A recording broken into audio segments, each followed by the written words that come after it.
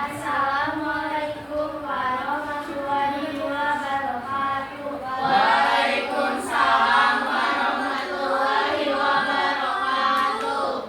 Kami dari kelompok 6 Yang semangat akan mempresentasikan tentang kerajaan Majapahit.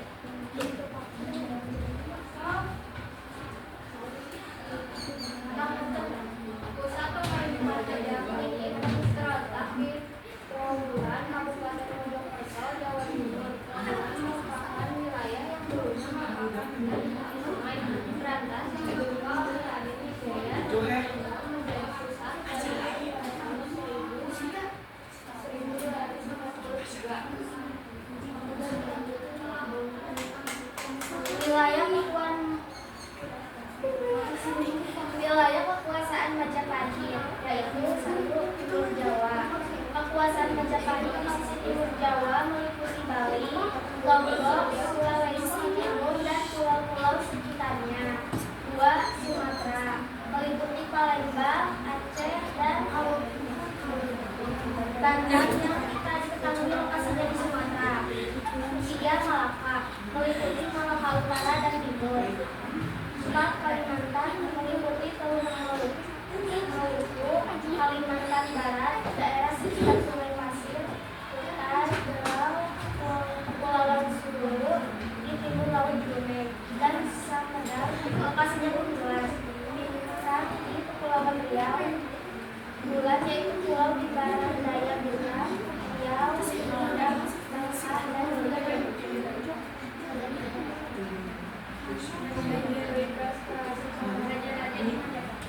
Raja paling terkenal Majapahit, raja yang paling tua dari Majapahit adalah Hayam Wuruk yang memerintah pada masa kejayaan kerajaan tersebut sekitar tahun 1350 sampai 1389. Ia dikenal berkat kerajaannya dengan Mahapati Gajah Mada yang berhasil menyatukan wilayah Nusantara di bawah Panji Majapahit melalui Sunda Kelapa.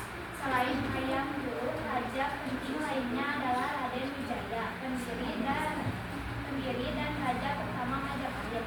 Raja pertama Majapahit berdasarkan kitab negara agama, kekuasaan Raden Wijaya berakhir pada tahun 1909. Ia adalah raja pertama kerajaan Majapahit yang memerintah selama kurang lebih 16 tahun. Setelah wafat, ia dimakamkan di sebuah candi di Simping sebagai arwah Raden Wijaya. Setelah kematiannya, tahta kerajaan Majapahit diteruskan kepada Jayanegara.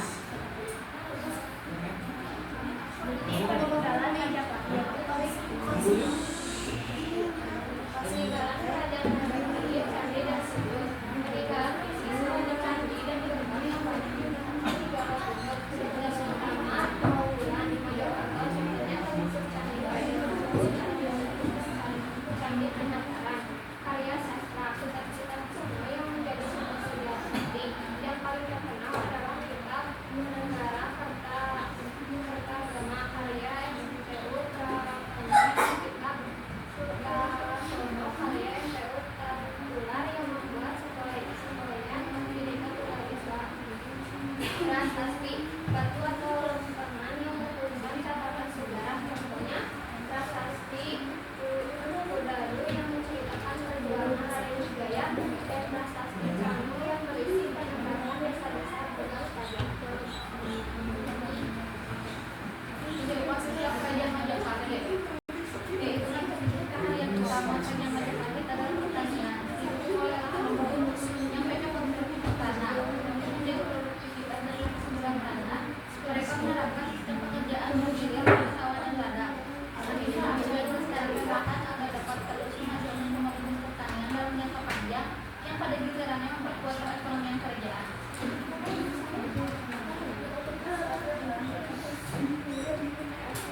Luluhnya Majapahit disebabkan oleh berbagai faktor, termasuk perang saudara yang timbul akibat perebutan kekuasaan yang mencerminkan lemahnya sistem pemerintahan. Kejatuhan Majapahit juga memberikan peluang perkembangan kerajaan-kerajaan Islam di Nusantara. Selain itu,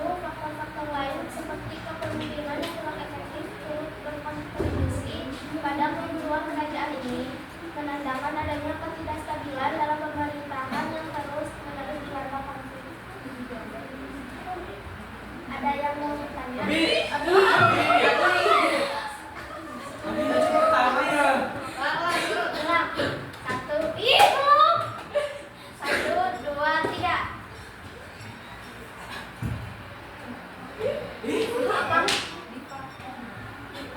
Apa yang menjadi ciri lemahnya kejayaan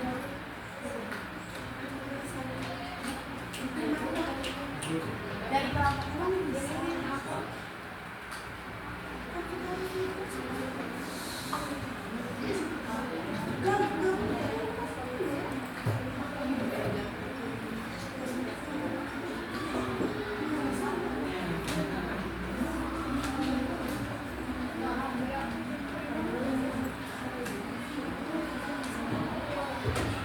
ciri-cirinya yaitu ciri masa kejayaan itu yang satu perluasan wilayah, yang kedua kemakmuran ekonomi, yang ketiga pengembangan seni budaya, terus yang terakhir stabilitas politik. Biar itu mah langsung aja ya. Aku ada 2 pertanyaan. Biar jadi itu biar gak usah macam-macam lagi gitu. Jadi kalau ada beberapa pertanyaan langsung diutuhin. Ya udah 1 aja.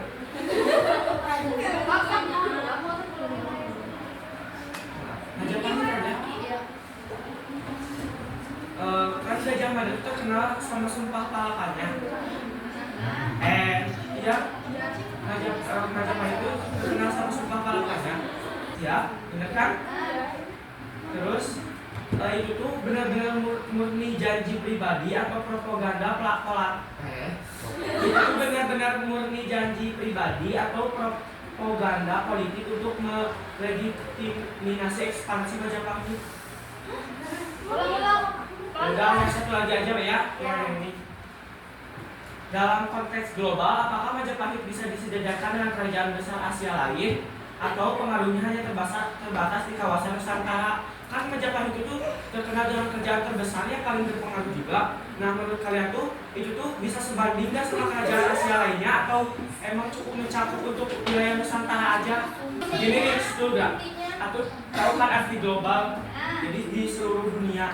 Dalam konteks global, kerajaan Majapahit itu bisa disejajarkan sama kerajaan-kerajaan terkenal lainnya yang kayak di Vietnam, Thailand yang kayak gitu bisa disejajarkan, bisa disebandingkan atau enggak? Atau itu tuh emang terkenal tuh di wilayah Nusantara aja gitu? Pengaruhnya atau hanya terbatas di kawasan Nusantara atau bisa terpengaruh ke luar Nusantara?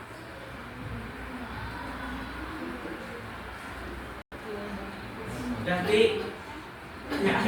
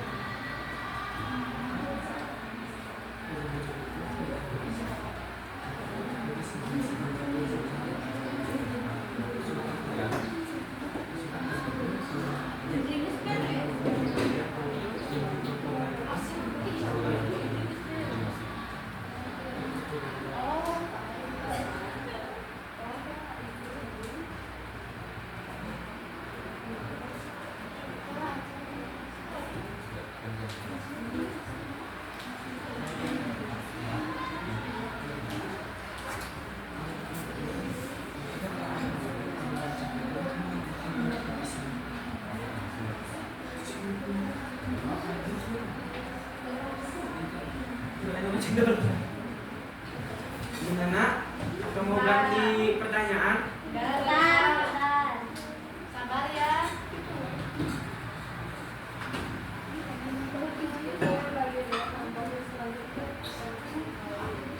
Dalam konteks global, kerajaan Majapahit disejajarkan dengan kerajaan-kerajaan besar lainnya pada zamannya, terutama sebagai kekuatan maritim dan hegemonik regional di Asia Tenggara pada abad abad ke-14.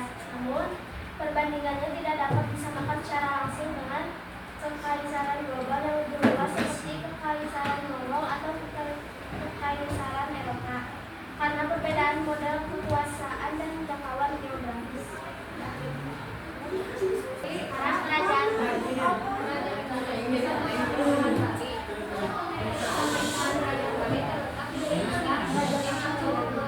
yang berada di Kabupaten Gianyar, Bali. Kerajaan ini berkuasa dari sekitar abad ke-8 hingga abad ke-16. Wilayah kekuasaan Bali yaitu Pulau Bali sebagai pusat kerajaan. Yang kedua pernah berada di bawah pengaruh kerajaan Singasari pada abad ke-10. Yang terakhir pernah dikuasai oleh kerajaan Majapahit pada abad ke-15. Raja di Bali.